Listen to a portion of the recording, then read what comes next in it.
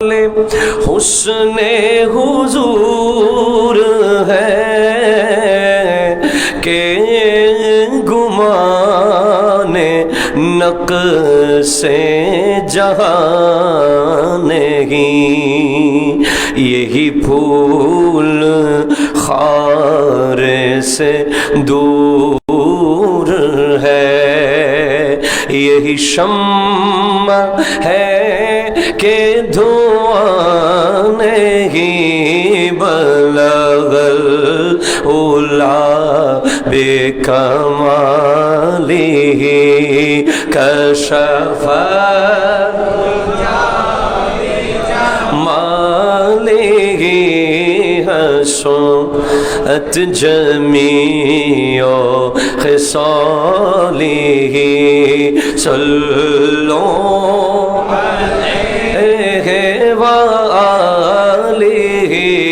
सल्लो अलैहि वालिही, जिसे चाहा दर पे बुला लिया, जिसे चाहा दर पे बुला लिया, जिसे चाहा अपना बना लिया, ये बड़े करम की है फैसले, ये बड़ा नसीब की बात है वलगल्ला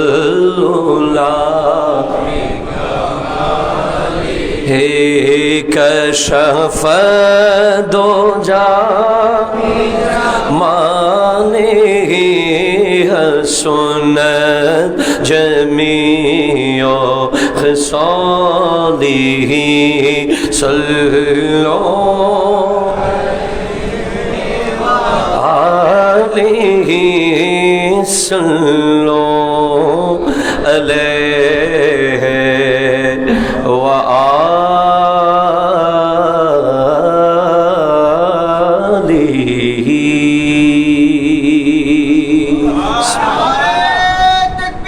अल्लाहु अकबर या रसूल अल्लाह या गौसल आज़म दस्तगीर जिंदाबाद जिंदाबाद जिंदाबाद। ঐতিহ্যবাহী তাহেরিয়া জামে মসজিদের সম্মানিত মুসল্লিয়ানে কেরাম, মুরব্বিয়ানে ইজাম, পর্দার আড়ালের মুস্তুরাত খাওয়াতিন মা ও বোনেরা, সকলে আমার সালাম গ্রহণ করুন। আসসালামু আলাইকুম ওয়া রাহমাতুল্লাহি ওয়া বারাকাতুহু। আসলে ঈদের দিন ভেবেছিলাম মসজিদে খুব কম মানুষ হবে, কারণ সবাই বিভিন্ন ডিস্ট্রিক্টের মানুষ ঢাকায় থাকে, বিভিন্ন কারণে সবাই গ্রামে যাবে, কিন্তু ঈদের দিন যায় নাই। মারহাবা বলেন। তবে তারপরের দিন তো আর ধৈর্য ধরা যাবে না। গ্রামের খুশবু, গ্রামের পুকুর, গ্রামের নদী, গ্রামের সেই সবুজ ঘাস, এগুলো মানুষকে কিভাবে টানে সেটা ঈদের দিন আমি একবার বুঝতে পারি। আমি আপনাদের সাথে ঈদের নামাজ পড়িয়ে সর্বোচ্চ দ্রুত চট্টগ্রামে 3 ঘন্টায় ট্রেনে পৌঁছা, আল্লাহ তাআলা আমাকে সহি সালামতে পৌঁছিয়েছেন। তা আমি কিভাবে গ্রামের প্রতি আকর্ষণ মানুষের হয় সেটা উপলব্ধি করতে পারি 2 দিন, একটা ঈদ উল ফিতর, একটা ঈদ উল আজহা। মারহাবা বলেন। এই 2 টাইমে গ্রামে না গেলে, নিজের জন্মভূমি, নিজের দাদা দাদির কবরের পাশে, নিজের বাবা মার কবরের পাশে না গেলে যেন মনে হয় আধুরা রয়ে যায়। সেই বিষয়টাই দেখা যাচ্ছে আজ তাহেরিয়া জামে মসজিদে। প্রতি জুমাতে আমরা দেখি প্রায় মসজিদ ভরপুর থাকে, আজ একটু খানিকটা কম দেখা যাচ্ছে। সেটা আমরা কিছু মনে করব না, যেহেতু মাদ্রাসা বন্ধ। তবে আপনারা যারা আছেন একজন আজকে 100 জনের সমান। মারহাবা বলেন। তো এটা এমনি মুখে বললে হবে না, একটু আওয়াজ দিয়েও বলতে হবে। সবাই একবার চিৎকার দিয়ে বলুন আল্লাহু আকবার। এবার বলেন ইয়া রাসূলুল্লাহ। আপনারা যারা এর পরেও তাহেরিয়া জামে মসজিদকে মহব্বত করে জুমার নামাজে এসেছেন, নিজের গ্রামে নিজের এলাকায় না গিয়ে রয়ে গেছেন, আপনাদেরকে আন্তরিক মোবারকবাদ জানাচ্ছি। আল্লাহ তাআলা আপনাদের আগমনকে কবুল করুক, জুড়ে বলেন আমিন। আমি পবিত্র কোরআনুল কারীমের যে আয়াতে কারীমা তিলাওয়াত করার সৌভাগ্য অর্জন করেছি, রব্বুল আলামিন আমাকে এই আয়াতের নিরিখে আপনাদের সামনে দু চারটি কথা বলার তৌফিক দান করুক, শুদ্ধভাবে বলার তৌফিক দান করুক। এবং আমি আমার প্রাণপ্রিয় রাহবার আল্লামা সৈয়দ মোহাম্মদ তাহের শাহ সাহেব কিবলা মুতাজিল্লুহুল আলীর দোয়ার নজর কামনা করছি। রব্বুল আলামিন ইরশাদ করতে লাগলেন, উবুদ রাব্বাকা হাত্তা ইয়াতিয়াকাল ইয়াকিন। তোমরা আল্লাহর ইবাদত করো যতক্ষণ তোমাদের কাছে ইয়াকিন আসবে না। একটু জোরে বলেন সুবহানাল্লাহ। যতক্ষণ পর্যন্ত ইয়াকিনের আগমন হবে না, যতক্ষণ পর্যন্ত ইয়াকিন হবে না, ততক্ষণ তোমরা ইবাদত করতে থাকো। এ ব্যাপারে মুফাসসিরিনে কেরাম আমাদেরকে যেটা জানালেন, বিশেষ করে তাফসীর ইবনে কাসিরের মধ্যে এসেছে, ইয়াকিন দ্বারা বোঝানো হয়েছে ক্বাল আল বুখারী ক্বাল সালিমুন আল মাউত। আপনি জোরে বলেন সুবহানাল্লাহ। ওয়া হাকাযা ক্বাল মুজাহিদ ওয়া হাসান ওয়া কাতাদা ওয়া আব্দুর রহমান বিন যায়েদ ইবনে আসলাম ওয়া গায়রুহু। এই প্রত্যেকটা যুগশ্রেষ্ঠ মুহাদ্দিস মুফাসসিররা ইয়াকিনের তাফসীর করেছে মওত, মানে আপনি ততক্ষণ ইবাদতে মশগুল থাকবেন যতক্ষণ আপনার মৃত্যু আসবে না। এটা জোরে বলেন সুবহানাল্লাহ। পয়েন্ট নাম্বার 1, যতক্ষণ আপনার মৃত্যু আসবে না ততক্ষণ আপনাকে ইবাদতে মশগুল থাকার আদেশ দিচ্ছেন কে? আরো জোরে বলেন কে? 1। 2, রব্বুল আলামিন অন্য জায়গায় ইরশাদ করছেন, ওয়ামা খালাকতুল জিন্না ওয়াল ইনসা ইল্লা লিয়াবুদুন। আমি জিন এবং মানুষকে বানিয়েছি একমাত্র আমি আল্লাহর ইবাদত করার জন্য। তার মানে এখান থেকে নিশ্চিত হওয়া যায়, আরো অনেক আছে আয়াত, যে আমাদের অ্যাজ এ মুসলিম, আমি অন্য কারো কথা বলবো না, অ্যাজ এ মুসলিম আমার 24 ঘন্টায় ইবাদত হতে হবে। আমি ঘুমাতে যাব, it's very important for media person, খুব জরুরি। আমি একটা জায়গায় যাচ্ছি, আপনারা বুঝে যাবেন একটু পরে। আমাদের রাতে ঘুমোতে যাওয়া ইবাদত, যদি আমরা ওযু করে ঘুমাই, যদি আমরা এশার নামাজ জামাতে পড়ে ঘুমাই এবং ফজরের নামাজ জামাতে পড়ার জন্য প্রস্তুতি নিয়ে ঘুমাই, সারা রাত ইবাদতের সওয়াব। আপনি ঘুমাচ্ছেন, ইবাদত। এবার ঘুমের মাঝখানে রাতের 3টায় আপনি জেগে গেছেন, হঠাৎ আপনি উঠে একটা দোয়া পড়ে নিলেন, ইবাদত। অথবা আপনি 2 রাকাত 4 রাকাত তাহাজ্জুদ পড়ে নিলেন, ইবাদত। আপনি সকালবেলা ঘুম থেকে উঠলেন, আপনি সুন্নাহ মোতাবেক উঠলেন, ইবাদত। আপনি সকালবেলা যে নাস্তা করলেন, হালাল নাস্তা করলেন, আল্লাহর রিজিক খাওয়ার সময় দোয়া করলেন, শুকরিয়া করলেন, ইবাদত। এবার আপনি ব্যবসায়ী গেলেন, চাকরিতে গেলেন, হালাল ব্যবসা, হালাল ইনকাম করতে গেলেন, ইবাদত। আপনি কারো সাথে সালাম দিলেন, ইবাদত। কারো সাথে মুসাফাহা করলেন, ইবাদত। কারো জীবন কেমন আছে, তার জীবন কেমন চলছে খবর নিলেন, ইবাদত। এইভাবে করে আপনার 24 ঘন্টায় ইবাদত হতে হবে। এটাই একজন মুসলমানের বেঁচে থাকার উদ্দেশ্য। একটু জোরে বলেন সুবহানাল্লাহ। আসেন, আমরা যেই সরকার বাংলাদেশে থাকুক না কেন, যখন থেকে আমি মাইকে কথা বলি, আল্লাহ তাআলার দয়ায় আমি চেষ্টা করেছি যৌক্তিক সাবলীল সমালোচনা করে তিনাদের নলেজে মেসেজ দিয়ে দেওয়া। হয়তো আপনারা এটা চাননি, কেউ আপনাদেরকে চাপিয়ে দিয়েছে। হয়তো এ ব্যাপারে আপনারা ডিটেলস জানেন না, কেউ আপনাদেরকে ষড়যন্ত্র করে এটা ঢুকিয়ে দিয়েছে। এভাবে করে আমি যাতে ওনাদের উপর ডিরেক্ট আঘাত না করে ওনাদেরকে বোঝানোর চেষ্টা করেছি সব সময়। একবার দুবার তিনবার বোঝানোর পরে যখন বুঝে নাই তখন ডিরেক্ট বলার চেষ্টা করেছি। আপনারা সাক্ষী আছেন। এই ঈদের দিন আমরা বাংলাদেশে দেখলাম একটা ঈদ মিছিল হলো। কথা বলেন, মিছিল হয়েছে। হ্যাঁ, ঈদের আনন্দের শোভাযাত্রা মিছিল বা র্যালি হতেই পারে, যদি সেখানে ঈদুল ফিতরের সাথে ঈদুল ফিতরের উদ্দেশ্য মাহে রমাদানের উদ্দেশ্য ব্যাহত না হয়। ঠিক কিনা কথা বলেন? এখন আমি এক মাস তাকওয়ার, পরহেজগারির, খোদাভীতির, আল্লাহর দ্বীনের, নবীর দেখানো পথের শিক্ষা দিলাম এক মাস। এক মাস পরে যেদিন আমি সেটা মাঠে গিয়ে অ্যাপ্লাই করব, ঠিক কিনা বলেন? আপনাদেরকে বলেছিলাম রমাদান লাইক এন ইউনিভার্সিটি। রমাদান এটা একটা বিশ্ববিদ্যালয়, এখানে 30 দিনের ক্লাস হচ্ছে আপনার। এখান থেকে আপনি সনদ নেবেন, আর কাল হাসরের মাঠে সমাবর্তন অনুষ্ঠান হবে, আল্লাহ নিজেই সেটার পুরস্কার দিয়ে দেবেন।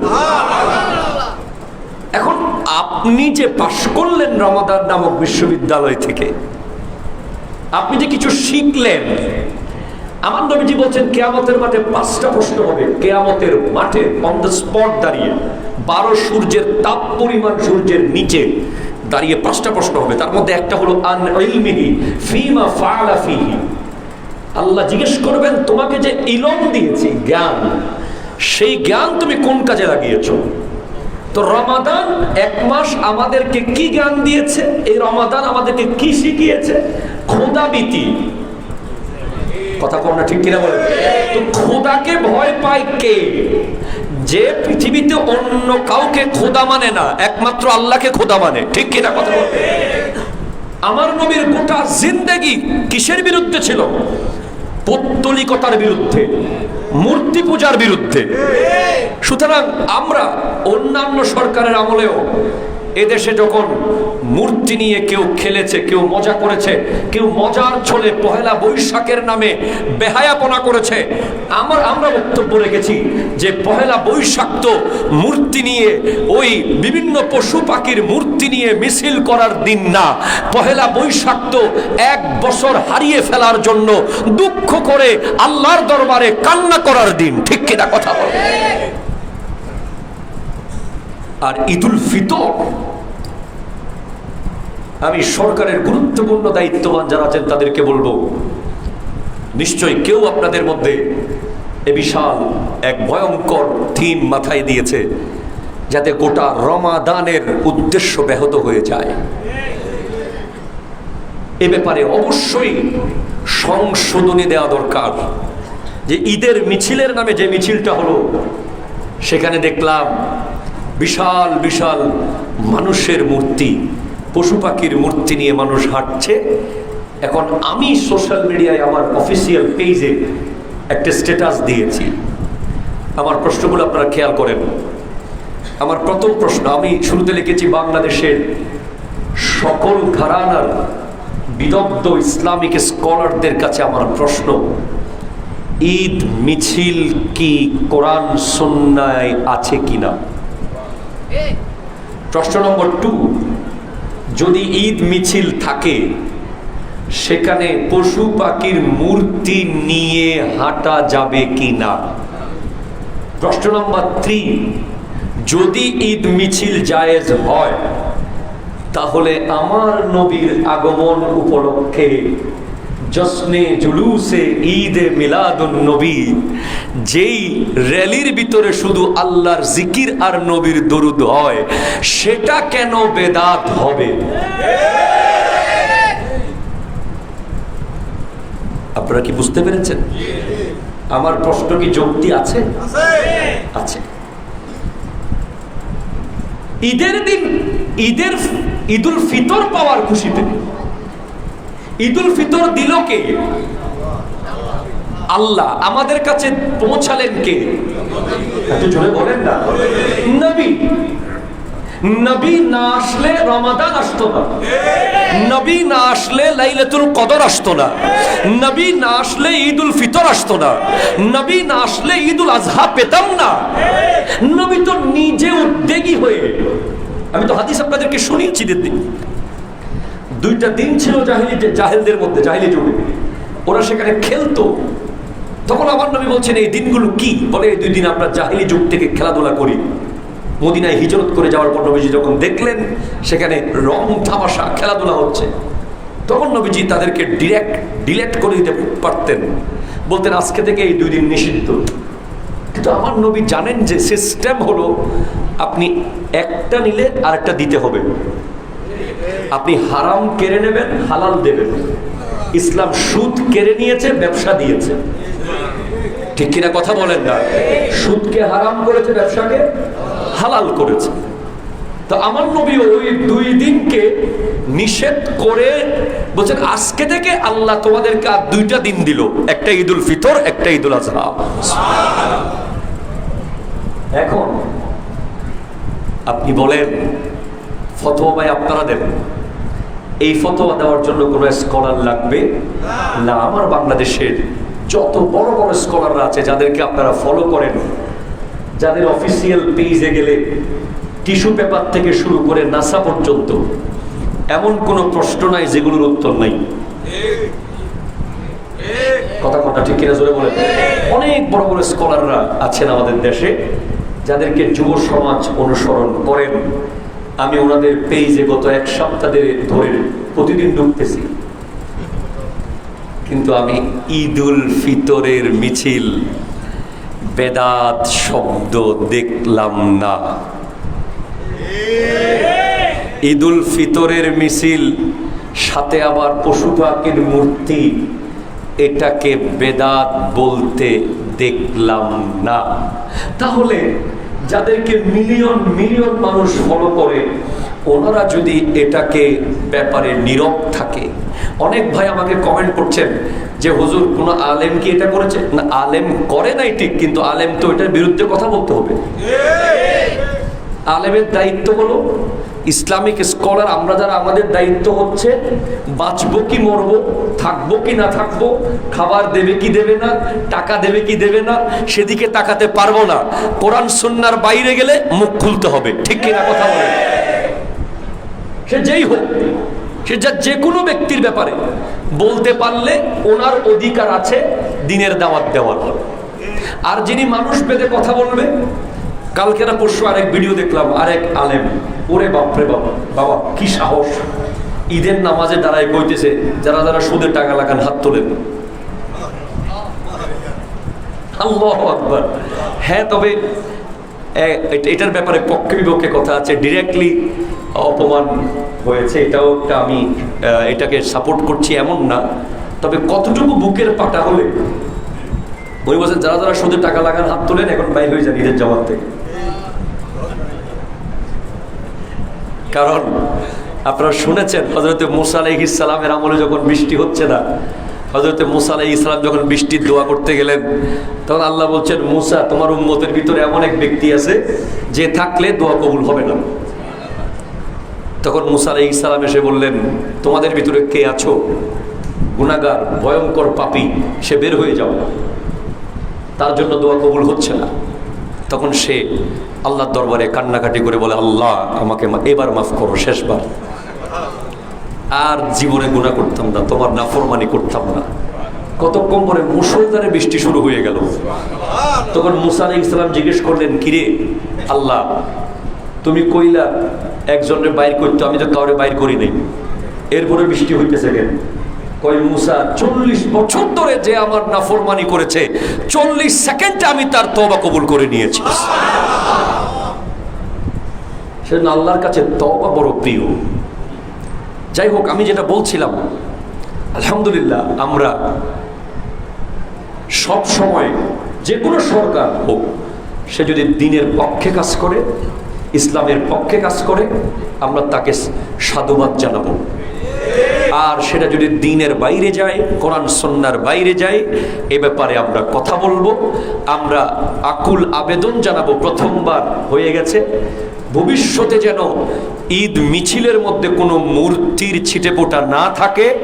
ঈদ মিছিল যেন হয় নবীর দুরূদ পড়তে পড়তে, আল্লাহর জিকির করতে করতে। হাত তুলে বলেন ঠিক কিনা বলেন। আপনাদের পক্ষে আছেন কি আছেন না? আপনারা এটা চান কি চান না? হ্যাঁ, আমরা ঈদ মিছিলকে বেদাত বলছি না, নিষিদ্ধ বলবো না।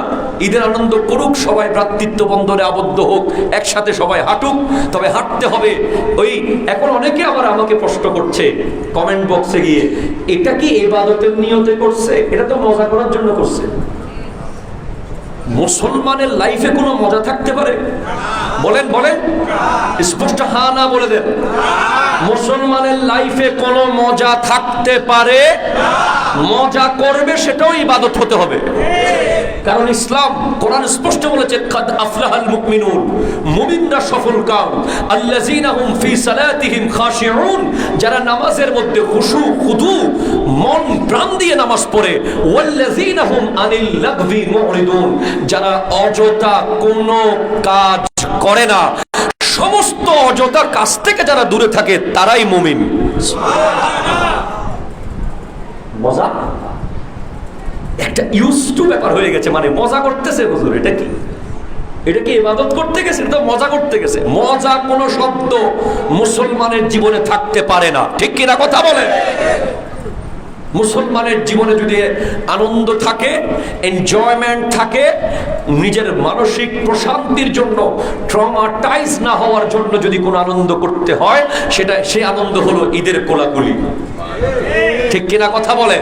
সে আনন্দ হলো ঈদের দিন আত্মীয়র বাড়িতে যাওয়া, সে আনন্দ হলো আল্লাহর নিদর্শন দেখা।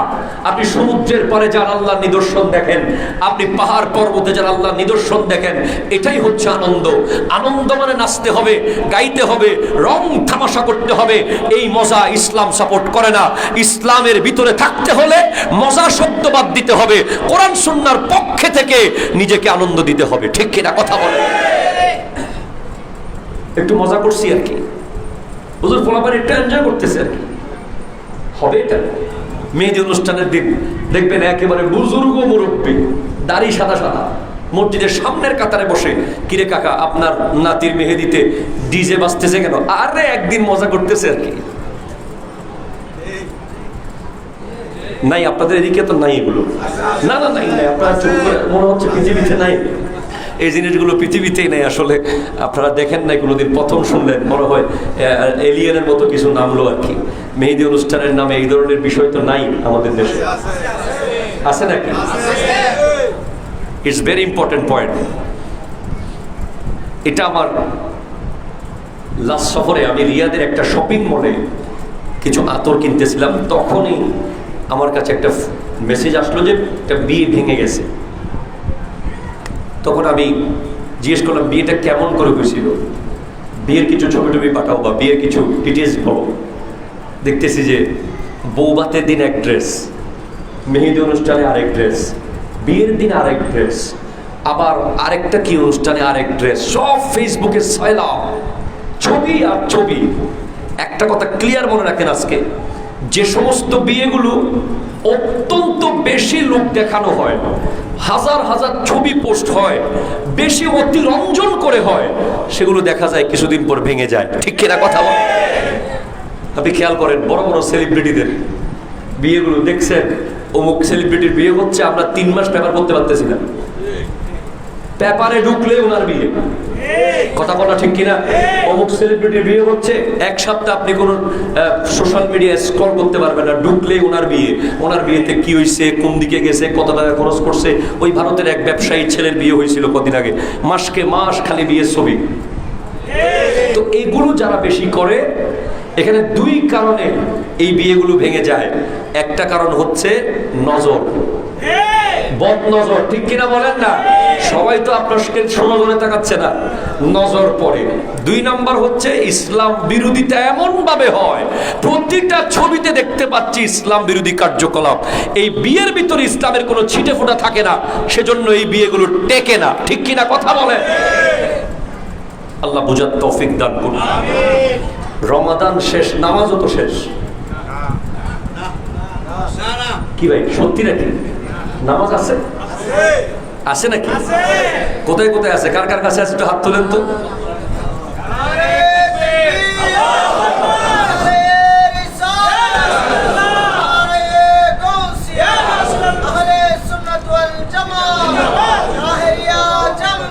জিন্দাবাদ, জিনা মারহাবা, জোরে বলেন। তাহলে রমাদান মাস শেষ হয়েছে, নামাজ শেষ হয়ে যায়নি। ঠিক কিনা? নামাজ আরো মজবুত হয়েছে। রমাদান শেষ হয়েছে, তিলাওয়াত আরো মজবুত হয়েছে। রমাদান শেষ হয়েছে, দান সাদাকা আরো মজবুত হয়েছে। রমাদান অনেক কিছু শিখিয়েছে, তার মধ্যে একটা জিনিস আমাদেরকে শিখাইছে, কি জানেন? সেটা নফল ইবাদত।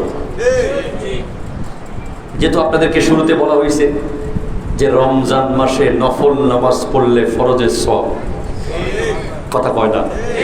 ফরজ পড়লে 70 গুণ সওয়াব। এই রিওয়ার্ডের কথা যখন বলা হয়েছিল, মাশাআল্লাহ আমরা দেখেছি মুসল্লিরা যারা আসরের সুন্নাত প্রায় 20 বছর পরে নাই, কেউ প্রায় 10 বছর পরে নাই, তারা রমাদানে দেখতেছি আসরের সুন্নাত তাড়াতাড়ি পড়তেছে। এরপরে আমরা দেখতেছি মাগরিবের সুন্নাত নফল পড়তেছে, জোহরের সুন্নাত নফল পড়তেছে, কারণ রমজান মাস সুযোগ পাইছি, এক রাকাতে 700 রাকাতে সওয়াব তাড়াতাড়ি করে ফেলে। কিন্তু এই প্র্যাকটিস যেন শেষ হয়ে না যায়। রমাদানকে আমরা মুবারকবাদ জানাই যে সে এসে এই আজিমুশান মাহিনা এসে আমাদেরকে নফল নামাজের প্র্যাকটিস করাইছে। অসংখ্য মানুষ তাহাজ্জুদের অভিজ্ঞতা হয়েছে নতুন। ঠিক কিনা বলেন? সেহরিতে উঠছে, মা ভাতগুলো ভাবতে পারতে, টেবিলে ভাত দিতে দিতে, খাবার রেডি করতে করতে 4 রাকাত পড়ে নিচ্ছে। আপনি কি জানেন কিয়ামতের মাঠে সবার আগে যে হিসাব হবে নামাজের হিসাব। নামাজের হিসাব যখন হবে, ফরজ নামাজ যারা তরক করেছেন, কোনো কারণে পড়তে পারেন নাই, তাদের জন্য আমার আল্লাহ চেষ্টা করবেন, আমার নবী চেষ্টা করবেন কোনোভাবে তাদেরকে যেন পার করিয়ে দেওয়া যায়। তখন আমার আল্লাহ তাদের নফলের দিকে তাকাবেন, তার কোনো নফল আছে কিনা। নফল নামাজ ছাড়া, নফল ইবাদত ছাড়া কেউ কোনোদিন ওলি হয় নাই। যারা বড় বড় ওলি হয়েছে, যারা আল্লাহর খুব কাছে গিয়েছে, যাদের হাত আল্লাহর কুদরতের হাত হয়ে গেছে, যাদের পা আল্লাহর কুদরতের পা হয়ে গেছে, যাদের চোখ আল্লাহর কুদরতের চোখ হয়ে গেছে, যাদের কান আল্লাহর কুদরতের কান হয়ে গেছে, তাদের জীবনে ফরজ কোনোদিন ছুটে নাই, সুন্নাত তো ছুটে নাই, ওয়াজিব ছুটে নাই, বরং নফল এত বেশি পড়েছে। আল্লাহ বলছেন, ওয়ামা ইয়াজালু আবদি ইয়াতাকাররাবু ইলাইয়া বিন-নওয়াফিল হাত্তা উহিব্বা ফাইজা আহবাবতুহু কুনতু সামাহু আল্লাযী ইয়াসমাউ বিহি। আমার এমন কিছু বান্দা আছে যারা নফল পড়তে পড়তে আমি আল্লাহর এত কাছে এসেছে যে আমি তাদেরকে এত কাছে এনেছি, তাদের যারা যেই কানে শোনে সেটা আমি আল্লাহর কুদরতের কান। একটু জোরে বলেন সুবহানাল্লাহ। তারা যেই হাতে ধরে সেটা আমি আল্লাহর কুদরতের হাত। আমাদের সমাজে দিন দিন আপনি খেয়াল করেন, প্রতিদিন আপনি খেয়াল করেন, ইবাদত কম করার টেন্ডেন্সি তৈরি হচ্ছে নিয়মিত। মসজিদে ঢুকলেই কেমনে বের হয়ে যাবে। নফল নামাজ সেটা তো আমরা জুমার দিনও দেখতে পাই। আমি সালাম ফেরানোর পরে পিছনের দিকে তাকাই থাকি, প্রতিদিন তাকাই। যদি একদিন আমার ভাইটা আমার দিকে তাকায়, তার ভিতরে যদি একটু এহসাস হয় সে কেন চলে যাচ্ছে, কোথায় চলে যাচ্ছে, সে কার কাছে যাচ্ছে, কোত্থেকে কোথায় যাচ্ছে, সে কেন সে 2 রাকাত পরে চলে যাবে, এই কেন উত্তর পাওয়ার জন্য আমি প্রতি জুমার নামাজে সালাম ফিরাইয়া তাকাই। আমি স্পষ্ট অনুরোধ করব, 2 রাকাত পরে যারা চলে যান তারা আমার সাথে পার্সোনালি বৈঠক করেন, কথা বলেন, আপনার প্রশ্নগুলোর উত্তর আমি দেব আপনাকে। আমি দিতে না পারলে আমার উস্তাদ থেকে শিখে এসে দেব। এরপরেও আপনি 2 রাকাত পরে কেন চলে যান? কোন মুফতির ফতোয়ায় যান? কোন হাদিস অনুযায়ী যান? কেন চলে যান? কি কারণে যান? একজন মানুষও কেন যাবেন? কথা বলেন ঠিক? নফল, অর্থাৎ আপনার জন্য ইবাদত শেষ হয়ে যায়নি। মৃত্যুর ঘন্টা বাজার আগ পর্যন্ত আপনার দায়িত্ব ধরে ধরে শুধু ব্যাগে ঢোকানো। ধরেন একটা পুকুর সেচ করা হলো, আপনাকে বলা হলো তোমার 30 মিনিট সময়, 30 মিনিট যত মাছ ধরতে পারো সব তোমার। আপনি কিভাবে মাছ ধরবেন? হাতে পায়ে। এখন আপনাকে বলা হয়েছে 30 বছর তোমার সময়, 30 বছরে তুমি আখিরাতের লাগেজে যা ঢুকাইতে পারো তা তোমার। আমরা আপনাদেরকে সেটাই বোঝাতে চাই। তাহলে আল্লাহর ইবাদত করতে হবে যতক্ষণ মৃত্যু আসেনি। কথা কোন ঠিক কিনা? কোরআন তিলাওয়াত মাহে রমাদানের পরপর আমরা দেখেছি, মাহে রমাদানে আমাদের কাছে কাগজ আসে, হুজুর আমার নাতি 3 খতম। কথা বলেন। হুজুর আমার মেয়ে 1 খতম। হুজুর আমার ভাতিজা দরুদ শরীফে 1000 বার, দোয়া ইউনুস 500 বার। কিরে ভাই, আর 11 মাস এই কাগজ দেখি নেই। ঠিক কিনা বলেন? রমজান মাসেই স্যার কাগজটা দেখছে। হুজুর আমার নাতি 1 খতম কোরআন শরীফ পড়ছে। কেন আপনার নাতি এই 1 খতম কোরআন শরীফ কি অন্য মাসে পড়তে পারে না? পারে কি পারে না? আপনি আজকে গিয়ে বলবেন হুজুর বলেছে রমাদানে যেই পরিমাণ কাগজ হুজুরের কাছে দেওয়ার জন্য আসে খতমের কাগজ, 11 মাস এই ধরনের কোন কাগজের দেখা আর পাইনি। অসুস্থতার কাগজ আছে, চাকরির কাগজ আছে, ফোলা বিদেশের কাগজ আছে, কিন্তু খতমে কোরআন দিছে এই দোয়ার কাগজ আসে নাই। আমি আজকে ঘোষণা দিচ্ছি, যারা শাওয়াল বা জিলকদ বা জিলহজ 3 মাস পর পর, 3 মাসে একটা দেন, 2 মাসে একটা দেন, 1 মাসে একটা দেন, খতম দিয়ে আমার কাছে কাগজ দিবেন। আমি তাদের জন্য ভেরি স্পেশাল দোয়া করব এবং তাদেরকে হাদিয়া দেওয়ার চেষ্টা করব ইনশাআল্লাহ। কোরআন শরীফ যেন বন্ধ হয়ে না যায়। রব্বুল আলামিন ইরশাদ করতে, ইন্নাল্লাযীনা ইয়াতলুনা কিতাবাল্লাহি ওয়া আকামুস সালাতা ওয়া আনফাকু মিম্মা রাযাকনাহুম সিররান ওয়া আলানিয়াতান। জোরে বলেন সুবহানাল্লাহ। আল্লাহ বলেন ওই সমস্ত ব্যক্তিরা যারা কোরআন তিলাওয়াত করতে থাকে,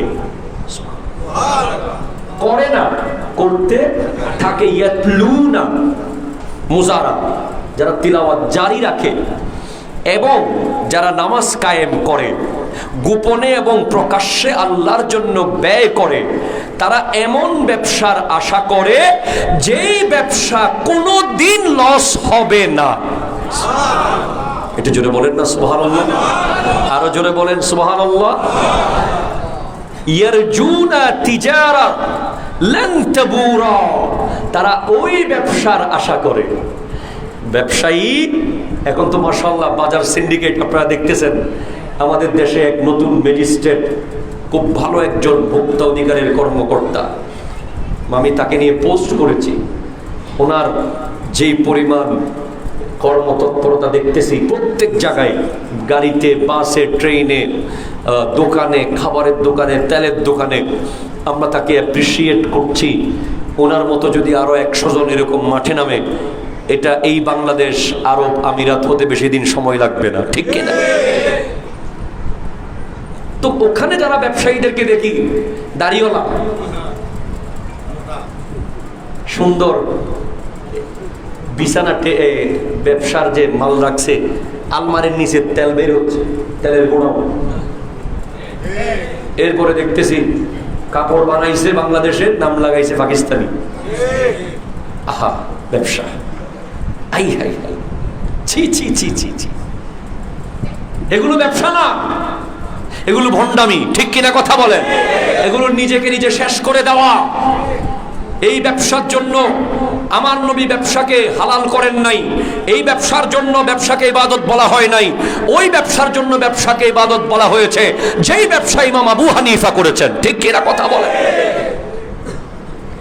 আর আমাদের যাদের 10 কোটি টাকা নাই ইনভেস্ট করার মতো, আমাদের যাদের 5 কোটি টাকা নাই বড় বড় ব্যবসা প্রতিষ্ঠান দেওয়ার মতো, আমাদের ব্যবসা হচ্ছে কোরআন তিলাওয়াত।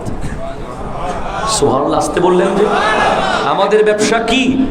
সূরা ফাতির আয়াত নম্বর 29-এ গিয়ে আপনি দেখে নিয়েন, যারা কোরআন তিলাওয়াত জারি রাখে, যারা নামাজ কায়েম করে, যারা গোপনে আর ওপেনে আল্লাহর রাস্তায় দান চালু রাখে, তাদের ব্যবসা কোনোদিন লস হবে না, যেই ব্যবসা তারা আল্লাহর সাথে করছে। তারা ব্যবসার বরাবর ফল নিয়ে নেবে কাল হাশরের মাঠে। আল্লাহ আমাদেরকে বোঝার তৌফিক দান করুক। এরপরে যে বিষয়টি গুরুত্বপূর্ণ, 5 ওয়াক্ত নামাজে যত্নবান হওয়া, এটা বলেছি। নফল ইবাদতের অভ্যাসের কথা বলেছি। তার মধ্যে একটা গুরুত্বপূর্ণ হাদিস আপনি শোনেন, সহিহ বুখারী 6435 নম্বর হাদিস। রাসূল সাল্লাল্লাহু আলাইহি ওয়াসাল্লাম ইরশাদ করতে লাগলেন, আহাব্বুল আ'মালি ইলাল্লাহি আদওয়ামুহা ওয়া ইন কাল্লা। এটি জোরে বলেন সুবহানাল্লাহ। আল্লাহর কাছে সবচেয়ে প্রিয় আমল হলো যেই আমল জারি থাকে। এটা 2 রাকাত নামাজ হোক, শুধু 2 রাকাত, এটা একবার সূরা ইখলাস হোক, ধরেন প্রতিদিন আপনি সূরা ইখলাস একবার পড়েন, এটা 2 রাকাত শুধু নামাজ হোক এক্সট্রা, যেটা আপনি প্রতিদিন করেন, আল্লাহর কাছে অনেক বেশি ইবাদতের চেয়ে ওই ইবাদত বেশি প্রিয় যেটা আপনি সারা জীবন এট এ টাইম নিয়মিত কন্টিনিউ করেছেন, যদিও সেটা অনেক কম হোক। আপনারা কি বুঝতে পেরেছেন বিষয়টা? অর্থাৎ আল্লাহর কাছে ওই আমল সবচেয়ে প্রিয় যে আমলটা কম কিন্তু প্রতিদিন হয়। এজন্য আমরা যাদেরকে রাহবার মানি, আওলাদ রাসূল, ওনারা আমাদেরকে বলেছেন ফজর কে নামাজ के बाद 100 বার দরুদ শরীফ পড়না। জোহরের ফজরের নামাজের পরে 100 বার দরুদ শরীফ, 200 বার লা ইলাহা ইল্লাল্লাহ, 200 বার ইল্লাল্লাহ, 200 বার আল্লাহ। মাগরিবের নামাজের পরে আবার 100 বার দরুদ শরীফ। এশার 6 রাকাত সালাতুল আওয়াবিন, এরপরে এশার নামাজের পরে 200 বার লা ইলাহা ইল্লাল্লাহ, 200 বার ইল্লাল্লাহ, 200 বার আল্লাহ। আমাদের যারা সত্যিকারের পীর মুরিদিকে জানে এবং মানে, তারা কোনোদিন এই সবক মিস দেয় না। এবং গতকাল ইন্তেকাল করেছে সীতাকুণ্ড জনাব ওবায়দুল হক রহমতুল্লাহ আলাই, যিনি আল্লামা সৈয়দ আহমদ শাহ সিরিকুটি রহমতুল্লাহ আলাইহির মুরিদ। ওনার চেহারা এমন হয়ে গেছে, কেউ বলতেছে দাদা হুজুরের চেহারা হয়ে গেছে, কেউ বলতেছে তৈয়ব শাহ কেবলার চেহারা হয়ে গেছে, কেউ বলতেছে তহের শাহ সাহেব কেবলার চেহারা হয়ে গেছে। উনি এখন ইন্তেকাল করতেছিলেন, তখন কালিমাও পড়ছেন, পাশাপাশি সজরা শরীফও পড়তেছেন। তরিকতের সবক আদায় করতে করতে এমনভাবে জারি হয়েছে যে ওনার মুখ দিয়ে সেগুলো বের হচ্ছে, লা ইলাহা ইল্লাল্লাহ, ইল্লাল্লাহ, আল্লাহু, দরুদ শরীফ বের হচ্ছে, অটোমেটিক বের হচ্ছে। এজন্য আমার নবী বলছেন আল্লাহর কাছে সবচেয়ে প্রিয় আমল যেটা কম হোক, যেটা প্রতিদিন হয়, বছরে একদিন হয় এটা না, এটা প্রতিদিন হয়। আল্লাহ বুঝার তৌফিক দান করুন। আজকে আর বলা যাচ্ছে না, সময় চলে গেছে। আরেকটি বিষয় গুরুত্বপূর্ণ, সেটা হলো রমাদানের পরপর, রমাদান মাসে আপনার সঙ্গী ছিল মুসল্লিরা, রমাদান মাসে আপনার সঙ্গী ছিল হুফাজে কেরাম, রমাদান মাসে আপনার সঙ্গী ছিল উলামায়ে কেরাম, রমাদান মাসে আপনার সাথে যে বন্ধুটা ছিল তার সাথে আপনি তারাবি করতে এসেছেন, তারাবি থেকে গিয়েছেন, ঠিক কিনা বলেন? রমাদান মাসে আপনার ওই বন্ধু ছিল যাকে নিয়ে আপনি ইফতার করতেন। কিন্তু রমাদানের পরে যেন আপনার বন্ধু পরিবর্তন হয়ে না যায়। ওই সেম বন্ধু যে আপনাকে মসজিদে আনতো, যাকে আপনি মসজিদে আনতেন, সে যেন ঠিক থাকে। কারণ আমরা অসৎ সঙ্গের কারণে ইবাদত থেকে দূরে চলে যাই। আমার নবী ইরশাদ করতে লাগলেন, আল মারউ আলা দীনি খালিলিহি ফালইয়ানজুর আহাদুকুম মান ইউখালিল। একজন ব্যক্তি তার বন্ধুর দ্বীনের উপরে থাকে, তাই প্রত্যেককে দেখতে হবে তার বন্ধু কোন দ্বীন আমল করছে সে কি কোরআন সুন্নাহর ভিতরে আছে না কোরআন সুন্নাহর বাইরে আছে। বন্ধু যদি কোরআন সুন্নাহর বাইরে চলে যায়, ওই বন্ধুকে হয়তো হেদায়েতের পথে ডাকতে হবে অথবা ত্যাগ করতে হবে। ঠিক কিনা কথা? আল্লাহ পাক বোঝার তৌফিক দান করুন। হারাম থেকে বিরত থাকবেন, হালাল খাবেন, আর এই মাসে 6টা রোজা এনি হাও চেষ্টা করবেন রেখে দেওয়ার জন্য। এটা অত্যন্ত ফজিলতপূর্ণ। আমি ঈদের দিনও বলেছি, আবারও বলছি, এই 6 রোজা যারা রাখবে তারা বরাবর 365 দিন 360 দিন রোজা রাখার সওয়াব পেয়ে যাবে। আল্লাহ তাআলা তৌফিক দান করুক। ওমা তৌফিক ইল্লা বিল্লাহ ওয়া আখিরু দাওয়ানা আলহামদুলিল্লাহি রাব্বিল আলামিন। ওয়াসসালামু আলাইকুম ওয়া রাহমাতুল্লাহি।